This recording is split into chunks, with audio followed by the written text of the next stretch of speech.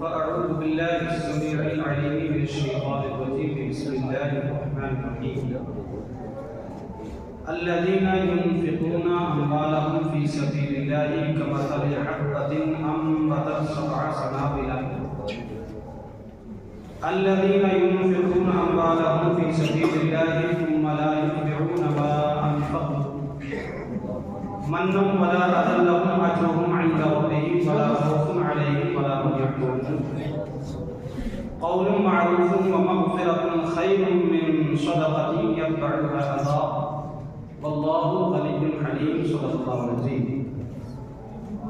بآواز بلند و انداز علماء درود پاک کا نذرانہ پیش کریں. پڑھی بآواز بلند صلی اللہ علیہ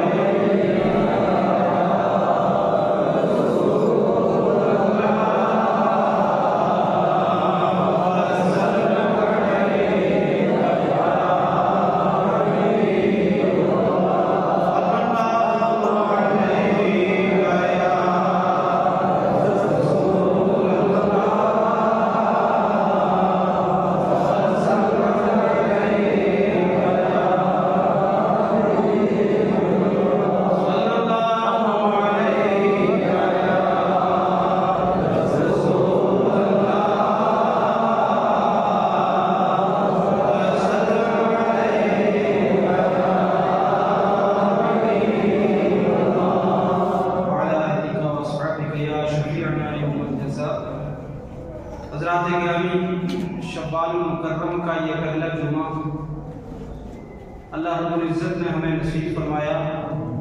دعا گو ہے رب کائنات ہمیں رمضان مبارک جیسا مبارک مہینہ زندگی میں بار بار نصیب فرمائے. قرآن عظیم فرقان حمید کی 2 آیت کریمہ سورہ بقرہ کی آپ کے سامنے تلاوت کی. رب کائنات ارشاد فرماتا ہے الذین ينفقون اموالهم فی سبیل اللہ، وہ لوگ جو کہ اللہ کے راستے میں اپنے مالوں کو خرچ کرتے ہیں. ثم لا يتبعون ما انفقوا منا ولا اذى، پھر وہ اس کے پیچھے نہیں پڑتے ہیں احسان کر کے اور نہ تکلیف کر کے. لهم اجرهم عند ربهم، ان کے لیے ان کے رب کے پاس اجر ہے. لا خوف علیہم ولا هم يحزنون، نہ انہیں کوئی خوف ہے اور نہ انہیں کوئی غم ہوگا. قول معروف، اچھی بات کہنا، خیر بہتر ہے، من صدقۃ ایسے صدقے سے، یتبعها اذى جس کے بعد تکلیف دینا ہو. واللہ غنی حلیم، اور اللہ تعالی بے نیاز ہے، اللہ تعالی حلم والا ہے. حضرات گرامی، یہ آیت کریمہ اس کی 3 شان نزول بیان کی گئی ہیں. پہلی شان نزول تفسیر خزائن العرفان حضرت علامہ سید محمد نعیم الدین مراد آبادی صلی اللہ فاضل رضی اللہ تبارک و تعالی عنہ نے ذکر فرمائی ہے، اور اسی کے ساتھ ساتھ علامہ آلوسی نے تفسیر المعانی میں تفسیر بیان کی ہے، اور علامہ رازی نے تفسیر کبیر میں اس کو ذکر کیا ہے، اور حکیم الامت مفتی احمد یار خان نعیمی رحمۃ اللہ علیہ نے تفسیر نعیمی میں اس کو ذکر کیا ہے. فرمایا کہ جنگ تبوک کے موقع پر سرکار عالم صلی اللہ علیہ وسلم کے لشکر کو اونٹوں کی ضرورت پڑی، ساز و سامان کی ضرورت پڑی. آپ نے اعلان فرمایا. ایسے عالم میں حضرت سیدنا امیر المومنین عثمان ابن عفان ذوالنورین، ان کو ذوالنورین اس لیے کہا جاتا ہے کہ حضور نبی کریم صلی اللہ علیہ وسلم کی 2 بیٹیاں آپ کے نکاح میں یکے بعد دیگرے آئیں، اس لیے ان کو ذوالنورین کہا جاتا ہے، 2 نور والا. تو انہوں نے حضور نبی کریم صلی اللہ علیہ وسلم کی خدمت اقدس میں 10,000 اونٹ مع ساز و سامان کے پیش فرمائے. اور پھر آپ نے اعلان فرمایا کہ لشکر اسلام میں اگر کوئی ایسا شخص جس کو اونٹ کی ضرورت ہو، ہتھیار کی ضرورت ہو، حضرت سیدنا عثمان غنی رضی اللہ تعالیٰ عنہ کی طرف سے اعلان کیا گیا کہ ہمیں اس کو دینے کے لیے تیار ہے۔ سبحان اللہ۔ جب یہ پیش کیا، پیارے آقا صلی اللہ علیہ وسلم نے ارشاد فرمایا ایک میٹھے چشمے کی بھی ضرورت ہے، تو حضرت عثمان غنی رضی اللہ تعالی عنہ نے ایک چشمہ بیر روم جس کو کہا جاتا ہے اس کو فوراً خرید کر حضور کے لیے اور دین کے لیے وقف کر دیا۔ سبحان اللہ سبحان اللہ۔ یہ معاملہ جب پیش آیا تو کریم آقا صلی اللہ علیہ وسلم رات بھر حضرت عثمان غنی کے لیے ہاتھ اٹھا کر دعائیں کرتے ہیں۔ سبحان اللہ، کیا شان ہے حضرت عثمان غنی رضی اللہ تعالی عنہ کی کہ آپ نے رات بھر عثمان غنی کی حق میں دعا فرمائی، رو رو کر دعا کر رہے تھے۔ تو جبریل امین کو اللہ پاک نے ارشاد فرمایا اے جبریل جاؤ میرے حبیب پاک علیہ السلام کو یہ آیت کریمہ پڑھ کر سناؤ کہ تمہارے جان نثار صحابی نے جو کیا ہے اللہ کو بہت بڑا پسند ہے۔ سبحان اللہ۔ اور دوسری شان نزول بیان کی گئی کہ ایک مرتبہ حضرت عبد الرحمن بن عوف رضی اللہ تعالی عنہ سرکار اقدس صلی اللہ علیہ وسلم کی بارگاہ اقدس میں حاضر ہوئے اور آپ نے 4000 دینار حضور کی بارگاہ میں پیش کیے اور عرض کیا رسول اللہ صلی اللہ علیہ وسلم 4000 دینار اپنے بچوں کے لیے چھوڑ کر کے آیا ہوں اور 4000 دینار آپ کی خدمت میں پیش کیے ہیں۔ تو کریم آقا صلی اللہ علیہ وسلم نے ان کے حق میں دعا فرمائی۔ اس دعا فرمانے کے فوراً بعد یہ آیت کریمہ نازل ہو گئی الذین ينفقون اموالهم فی سبیل اللہ ثم لا یتبعون ما انفقوا منا ولا اذى لهم اجرهم عند ربهم ولا خوف علیہم ولا هم یحزنون۔ اور ایک شان نزول جو حضرت علامہ اسماعیل خطیب نے تفسیر قول بیان میں اس کو ذکر فرمایا ہے، ارشاد فرمایا کہ حضرت مولا علی داماد مصطفیٰ فاتح خیبر علی مشکل کشا رضی اللہ تعالی عنہ کے گھر میں فاقہ کشی ہے۔ حضرت حسن بھوک سے نڈھال ہیں، حضرت مولا علی کرم اللہ وجہ الکریم اندر جاتے ہیں، مائی فاطمہ الزہرا خاتون جنت رضی اللہ تعالی عنہ کا کرتا مبارک لیا اور بازار میں اس کو بیچنے کے لیے چلے۔ آپ جیسے ہی بازار گئے اس کرتے کو فروخت کیا تاکہ اس سے قیمت حاصل کر کے اپنے بال بچوں کے لیے خورد و نوش کا اہتمام و انصرام کیا جائے۔ تو آپ وہ پیسے لے کر واپس آ رہے تھے، راستے میں سائل اس نے کہا میں بہت پریشان ہوں، میری امداد کی جائے۔ حضرت مولا علی کرم اللہ وجہ الکریم 6 دینار میں وہ کرتا بیچا تھا، وہی 6 دینار سائل کے جھولے میں ڈال۔ سبحان اللہ سبحان اللہ سبحان اللہ۔ کیا حساب تھا، کیا قربانی تھی۔ ہم جب مسجد شریف میں آتے ہیں تو اگر 1000 روپیہ تو 500 دے دیتے ہیں اور 5 سے بچے کے لیے چھوڑ دیتے ہیں، لیکن مولا علی کی شان کیا ہے، آپ نے وہ سارا کا سارا مال ان کی جھولی میں ڈال دیا۔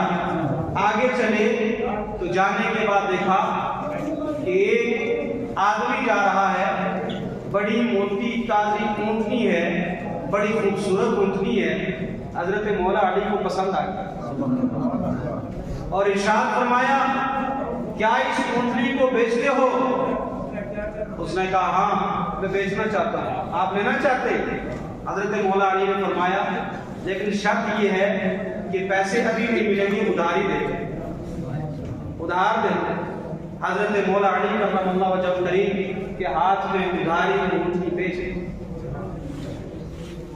اس سے پتہ چلا کہ قرض لینا بھی جائز اور قرض دینا بھی جائز، لیکن نیت یہ ہو کہ میں اس کا قرضہ دے دوں، قرض حسن اس کو بولتے۔ آگے چلے ایک آدمی ملا بڑا حسین و جمیل، بڑا خوبصورت. انہوں نے کہا یار اونٹنی تو بہت اچھی ہے, اونٹنی کو بیچتے ہو؟ حضرت مولا علی نے فرمایا تم دے. سبحان اللہ, کیا حساب اور کیا قربانی. کوئی لالچ نہیں دنیا کی. گھر میں بچے پیاسے بھوکے, لیکن پھر بھی حساب دیکھو. جیسے ہی بیچی تو اس آدمی نے, بائے نے, بیچنے والے نے قیمت سے دگنی قیمت ان کو دی. سبحان اللہ. آپ واپس پلٹے کہ میں نے اس کے ساتھ وعدہ کیا تھا, اس وعدے سے پہلے ہی اس کو پیسے بھی دے دوں اور منافع جو ہے وہ اس سے اپنے بال بچوں کے لیے کچھ خرید کر کے بھی لے جاؤں. میرا کام بھی ہو گیا اور اس کا کام بھی ہو گیا, قرض بھی ختم اور مجھے منافع بھی حاصل ہو. سبحان اللہ سبحان اللہ. آپ لوگ کتنے خوش نصیب ہیں, اللہ کے راستے میں اللہ کے گھر کے تعاون کے لیے جو دیتے ہو. یہ آپ کا ہی طریقہ نہیں ہے, گزشتہ صحابہ کرام کا طریقہ ہے. سرکار اقدس صلی اللہ علیہ وسلم کی بارگاہ میں آئے, عرض کیا رسول اللہ میرے ساتھ ایسا ایسا معاملہ ہوا ہے. کریم آقا صلی اللہ علیہ وسلم نے ارشاد فرمایا, اے علی جانتے ہو وہ کون تھے؟ سبحان اللہ. مولا علی کہتے ہیں اللہ و رسولہ اعلم, اللہ اس کے رسول بھی زیادہ جاننے والے. تو کریم آقا صلی اللہ علیہ وسلم نے ارشاد فرمایا, اے علی جب تم آ رہے تھے وہ کرتا بیچ کر میری بیٹی کا, تو راستے میں جو سائل ملا تھا وہ دنیا کا کوئی سائل نہیں تھا بلکہ رضوان جنت تھے.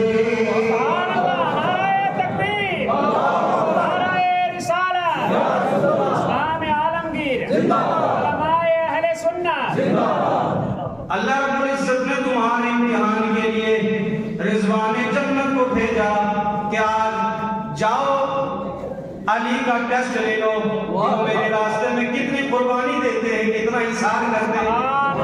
کیا سبحان اللہ.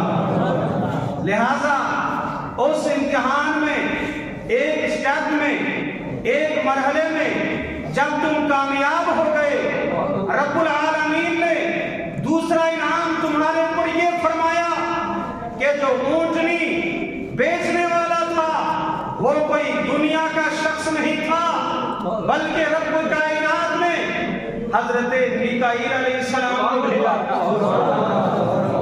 اور پھر جب تم اور آگے چلے تھے, جس نے آپ سے وہ اونٹنی منافع کثیر کے ساتھ خریدی تھی وہ کوئی اور نہیں تھا, وہ سید الملائکہ جبریل امین. سبحان اللہ سبحان اللہ. کیا شان ہے صحابہ کرام. اسی لیے تو قرآن پاک نے فرمایا فَإِنْ آمَنُوا بِمِثْلِ مَا آمَنْتُمْ بِهِ فَقَدِ اهْتَدَوْا. تمہارا ایمان مصنوعی ایمان نہیں چلے گا, ایمان وہی چلے گا جو صحابہ کرام ایمان لائے. اگر تم ایسا ایمان لاؤ گے, ایسی ایثار اور ایسی قربانی تمہاری رہے گی, فَقَدِ اهْتَدَوْا, تو ہدایت و کامیابی تمہارے قدم چھوئے. قرآن پاک نے فرمایا الذین ينفقون اموالهم فی سبیل اللہ, وہ لوگ جو اللہ کے راستے میں اپنے مالوں کو خرچ کرتے ہیں. یہاں پر اموال فرمایا جو مال کی جمع ہے, یہ نہیں فرمایا الذین ينفقون دراہم ودنانیرہم, نہیں فرمایا اموالہم. مال میں پیسہ بھی آتا ہے, مال میں کپڑا بھی آتا ہے, مال میں کھانے پینے کی چیزیں بھی آتی ہیں, مال میں زمین بھی آتا ہے, مال میں مکان بھی آتا ہے. یہ ساری چیزیں قرآن پاک نے ذکر فرمائی ایک ہی جملے. لہذا جس نے مسجد میں جگہ دی گویا اس نے اپنے مال پیش کر دیا. جس نے مسجد کے لیے سیمنٹ دیا, سریا دیا, مسجد کے لیے کوئی اور چیز دی, گویا اس نے مال دیا. اور جس نے مال دیا رب کائنات فرماتا ہے فی سبیل اللہ, اللہ کے راستے. راستے تو بہت سارے ہیں، کوئی راستے ایسے ہیں جو آپ کو ناچ گانے کی طرف لے جائیں گے، کچھ راستے ایسے ہیں جو آپ کو دنیاوی سیر و تفریح کے لیے لے جائیں گے، لیکن کچھ مخصوص ایسے راستے ہیں جو آپ کو اللہ تک پہنچاتے ہیں۔ تو رب کائنات نے ارشاد میں فرما دیا جو میرے راستے میں خرچ کرتے ہیں ان کو میرا قرب نصیب ہوگا، میرا دربار نصیب ہوگا۔ الذین ينفقون اموالهم فی سبیل اللہ، وہ لوگ جو اللہ کے راستے میں خرچ کرتے ہیں، اور پھر ارشاد فرمایا ثم لا یتبعون ما انفقوا منا، پھر دینے کے بعد نہ وہ احسان جتاتے ہیں اور نہ وہ تکلیف کسی کو دیتے ہیں۔ مثلا کسی صاحب نے مسجد کے لیے زمین وقف کر دی، اللہ ان کو جزائے خیر عطا فرمائے۔ کسی آدمی نے مسجد کا گیٹ لگوا دیا، کسی آدمی نے مسجد کا کوئی اور کام کروا دیا، تو جب تک وہ زندہ ہے تب تک وہ کبھی بھی احسان نہیں جتائے گا، کبھی بھی احسان نہیں جتائے گا۔ اسی لیے قرآن پاک نے فرمایا یہ خوشخبری ان لوگوں کے لیے ہے کہ جو دینے کے بعد نہ تو احسان جتاتے ہیں اور نہ ہی وہ کسی کو تکلیف دیتے ہیں۔ مثال کے طور پر کسی آدمی نے اللہ کے راستے میں خرچ کیا اور پھر اس کو کوئی اپنی ضرورت بنی، ہے نا، کمیٹی کے پاس آیا، امام صاحب کے پاس آیا، خطیب صاحب کے پاس آیا، اور وہ اس وقت وہاں جا نہ سکے، پہنچ نہ سکے۔ اس نے کہا یار میں وہ آدمی ہوں، میں نے لاکھ روپے مسجد میں دیے ہیں اور آج جب میرا کام پڑا تو یہ آئے نہیں۔ قرآن پاک نے فرمایا وہ تمہارے دینے کا کوئی فائدہ نہیں ہے، نہ تم نے کبھی زندگی میں احسان جتانا ہے، نہ کبھی تم نے کوئی تکلیف دی۔ سبحان اللہ سبحان اللہ۔ اور یاد رکھیں خرچ کرنا کبھی فرض ہوتا ہے، خرچ کرنا کبھی واجب ہوتا ہے، خرچ کبھی کرنا کبھی سنت و مستحب ہوتا ہے، خرچ کرنا کبھی مکروہ تنزیہی ہوتا ہے، خرچ کرنا کبھی مکروہ تحریمی ہوتا ہے، خرچ کرنا کبھی حرام ہوتا ہے۔ خرچ کرنا فرض کب ہوتا ہے؟ فرمایا تمہارے مالوں کی جو زکوٰۃ ہے اس کا خرچ کرنا تمہارے اوپر فرض ہے۔ اسی طریقے سے نظر مانی جو آپ نے، ایک وہ نظر ہوتی ہے، نظر جانتے ہیں، منت ماننا۔ اگر میرا یہ بیٹا تندرست ہو گیا تو میں نے 1 لاکھ روپے مسجد یا مدرسے کے لیے دینا ہے۔ آپ کا بیٹا درست ہو گیا، اب آپ پر وہ 1 لاکھ روپے دینا فرض ہو۔ نظر ماننا فرض نہیں، لیکن مان کر اس کو دینا فرض ہے۔ نفلی چیز کو اپنے اوپر لازم کر کے آدمی کوئی بیٹھ جائے پھر کہے کہ میں نہیں دوں گا، ہم یہ کہیں گے کہ نفلی چیز آپ نے اپنے اوپر لاگو کیوں کی؟ آپ نے خود لاگو کی ہے، اب آپ پر فرض ہو گیا ہے کہ آپ اس کو دیں گے۔ اسی طریقے سے اللہ کے راستے میں کبھی مال کا دینا واجب ہوتا ہے۔ واجب کب ہوتا ہے؟ فرمایا صدقہ فطر جو ابھی گزر گیا اس کا ادا کرنا ہر مسلمان پر بالغ نابالغ کی طرف سے یہ واجب ہوتا ہے۔ اگر کوئی مسلمان عید الفطر کے دن بھی ادا نہ کر سکا، اس کی ویلڈٹی جو ہے وہ عمر تک ہے، پوری عمر تک۔ وہ جب تک ادا نہیں کرے گا اس کا وہ گناہ اس کے سر کے اوپر رہے گا۔ اس کو چاہیے کہ اس کے جتنے بھی صدقہ فطر رہے ہوئے ہیں اپنی جانب سے اور اپنی نابالغ اولاد کی جانب سے، وہ سارے کے سارے فطرے جب یاد آئیں تو ان کو ادا کریں۔ یہ ادا کرنا کیا ہے؟ واجب ہے۔ اللہ کے راستے میں خرچ کرنے کی ایک مثال ہے قربانی کا دینا۔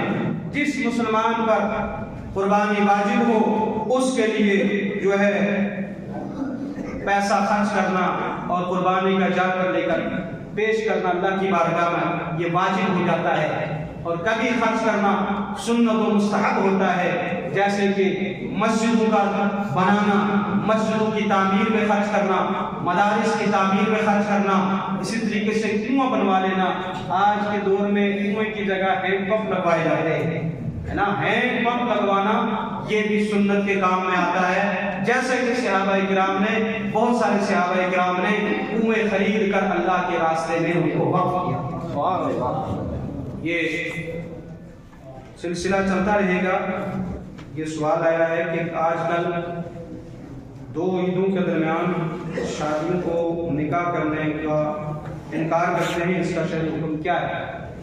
دو عیدوں کے درمیان، یہ عید گزر گئی اور ایک عید بقرہ عید آنے والی ہے، یاد رکھیں شرعاً اس کی کوئی بھی ممانعت نہیں ہے۔ آپ دو عیدوں کے درمیان ایک دو نہیں بلکہ ہزاروں نکاح بھی کر سکتے ہیں، اس میں کوئی بھی ممانعت نہیں ہے۔ جو یہ کہتے ہیں ان کے پر لازم ہے ان ایسی دلیل، ایسی حدیث، ایسے قرآن کی آیت، فقہ کا کوئی ایسا جزیہ پیش کریں کہ جو ہمارے علم میں بھی آ جائے تو ہم بھی لوگوں کو بتائیں، بلکہ یہ بہت ساری کتابوں میں لکھا ہے، احادیث کی کتابوں میں لکھا ہے کہ خود نبی کریم صلی اللہ علیہ وسلم نے ایک نکاح جو ہے وہ دو عیدوں کے درمیان یہ شوال مکرم کے مہینے میں کیا تھا۔ اگر ناجائز و حرام ہوتا تو کیا خود رسول کریم صلی اللہ علیہ وسلم کرتے؟ لہذا یہ بالکل جائز ہے، اس کا کوئی بھی جو ہے ممانعت نہیں ہے شرعاً۔ حضرات محترم قرآن پاک فرماتا ہے ثم لا يتبعون ما انفقوا منا ولا عذاب لهم اجرهم عند ربهم لا خوف عليهم ولا هم يحزنون۔ وہ لوگ جو اللہ کے راستے میں خرچ کرتے ہیں پھر نہ احسان جتاتے ہیں کبھی اور نہ کبھی کوئی تکلیف دیتے ہیں، تو ان کے لیے ان کے رب کے پاس بہت بڑا اجر ہے۔ سبحان اللہ سبحان اللہ۔ فرمایا کہ وہ اجر آپ کو دنیا میں مل رہا ہے نا، یہ دنیا میں جو اجر مل رہا ہے یہ تو اس کا کرم ہے، ورنہ حقیقتاً اجر تو آپ کو بروز محشر ملے گا۔ سبحان اللہ سبحان اللہ۔ اور اللہ کے راستے میں خرچ کرنے کی مثالیں میں آپ کے سامنے پیش کر رہا تھا کہ کبھی خرچ کرنا واجب ہوتا ہے اور کبھی خرچ کرنا حرام بھی ہوتا ہے۔ کیا ہوتا ہے؟ حرام بھی ہوتا ہے۔ وہ کیا کہ آپ نے لہو و لعب میں پیسے خرچ کیے، آپ نے فضول خرچی کی، آپ نے حرام کاموں میں پیسے خرچ کیے، تو یہ آپ نے ایسا فعل کیا ہے کہ جس کی شریعت اجازت نہیں دیتی ہے۔ تو اللہ کے راستے میں ایسے مقام پر بھی خرچ کرنا جائز نہیں ہے بلکہ حرام ہے۔ تو اللہ کے راستے میں خرچ کرنے سے مراد یہی ہے کہ آپ پر اگر فرض ہو تو آپ وہ مال فرضی راستے میں خرچ کریں، فرض جو آپ کے اوپر ہے اس کو ادا کریں، اگر واجب ہے تو واجب کو ادا کریں، اگر فرض و واجب کمپلیٹ ہیں آپ کے، اس کے بعد تیسرا نمبر آتا ہے مسجدوں کی تعمیر کرنا، مساجد اور مدارس اور خانقاہوں اور جتنی بھی یہ جو سنت چیزیں ہیں ان پر خرچ کریں، اور اس کے بعد پھر جو آپ یتیموں، بے سہاروں، بیواؤں کی امداد کرتے ہیں، کہ اتنا بڑا اجر ہے، اتنا بڑا اجر ہے۔ حدیث پاک میں آتا ہے الید العلیٰ خیر من الید السفلیٰ، کہ اوپر والا ہاتھ نیچے والے ہاتھ سے بہتر ہے۔ عادل صاحب اس کی تشریح جو ہے صوفیہ کرام نے یہ کیا ہے، میں نے آج پڑھا ہے کہ بعض لوگ کہتے ہیں کہ جو مال دے رہا ہے اس کا ہاتھ اونچا ہے، وہ اونچے والا مقدر والا ہے، اور جو لینے والا ہے وہ کم درجے والا ہے۔ لیکن صوفیہ کرام کی میں نے جب تفسیر پڑھی میں حیران ہو گیا۔ صوفیہ کرام فرماتے ہیں لوگوں نہیں، ایسا نہیں ہے، جو لینے والا ہے نا وہ دینے والے سے بہتر ہے۔ ہم نے پوچھا وہ کیسے؟ مفسرین فرماتے وہ ایسے کہ وہ فانی مال تم سے لے کر ہمیشہ کا مال تمہیں دے رہا ہے، فانی مال تمہیں دے رہا ہے، اور آخرت کا جو ہمیشہ رہنے والا مال ہے وہ تمہیں دے رہا ہے۔ اس کا تو تیرے پر احسان ہے کہ وہ تم سے فانی مال لے کر ہمیشہ کے مال کو تمہارے لیے وقف کر رہا ہے۔ سبحان اللہ سبحان اللہ۔ اسی لیے فرمایا کہ اگر کوئی اللہ کے راستے میں مال خرچ کرے اور اگر اس کو یہ یقین ہے کہ میں اس سے سلام کلام کروں گا، اس کی وجہ سے میرا احسان اس کو یاد ہو جائے گا، تو وہ اس کو سلام بھی نہ کرے بلکہ راستہ چھوڑ دے کہ کہیں میری وجہ سے اس کا احسان جو ہے وہ میرا جتلا نہ سکوں میں۔ بہت سارے میں آپ لوگوں سے بھی گزارش کروں گا، گاڑیوں میں بیٹھتے ہیں، سفر میں جاتے ہیں، بہت سارے سائل ہوتے ہیں نا، وہ سائل کہتے ہیں ذرا اللہ کے راستے میں دے دو، اللہ کے راستے میں دے دو. تو اگر آپ کے پاس ہے تو اس کو دے دو، آپ کے پاس ہے تو اس کو دے دو، اور اگر نہیں دیتے ہو تو پھر اس کو بری باتوں سے مت یاد کرو، کیونکہ قرآن پاک نے فرمایا ہے نہ تو تم نے احسان جتانا دے کر اور نہ کوئی تکلیف دے. بعض لوگ کیا کہتے ہیں 10-5 روپیہ یا 50 روپیہ ڈال کر بھی اس کو پوری باتوں سے نوازیں، تمہارا دھندا ہی یہ ہے، تمہارا کاروبار ہی یہ ہے، تم مانگتے رہتے ہو، یہ کرتے ہو وہ کرتے ہو. آپ کے دینے کا بھی کوئی فائدہ نہیں بلکہ الٹا آپ کو عذاب. اسی لیے اس تکلیف پر جو آپ کو اگر سائل کچھ کہہ بھی دے، اگر اس پر آپ صبر بھی کریں گے، قرآن کہتا ہے لا خوف علیہم ولا هم یحزنون، جو اللہ کے راستے میں دیتا ہے اس پر کوئی خوف نہیں نہ کوئی غم ہوگا. فرمائے یہ شان تو اللہ کے ولیوں کی ہے نا، الا ان اولیاء اللہ لا خوف علیہم ولا هم یحزنون، جو اللہ کے راستے میں خرچ کرنے والا ہے اللہ یہ صفت اسے عطا فرمائے گا. سبحان اللہ سبحان اللہ. قرآن پاک نے فرمایا قول معروف خیر من صدقۃ یتبعها اذى، جو بہترین بات ہے، اچھی بات ہے، یہ بہتر ہے ایسے صدقے سے کہ جس صدقے کے بعد تکلیف لینا ہو. یعنی اگر آپ نے سائل کو اچھے کلمات سے نواز دیا، اللہ تیرا بھلا کرے، اللہ تیری اس پریشانی کو دور کرے، یہ بہتر ہے اس صدقے سے کہ اگر آپ نے 1000 روپے بھی دے دیا اور ساتھ میں اس کو باتیں بھی سنا دی، یہ اس سے بہتر ہے کہ آپ اسے پیسے نہ دیتے بلکہ چند اچھے کلمات کیا دیتے. تو اللہ تعالیٰ بہت بڑا غنی ہے، اللہ تعالیٰ علم والا ہے. اللہ رب العزت ہم سب کو اس میں عمل کی توفیق عطا فرمائے. وآخر دعوانا ان الحمد للہ رب العالمین.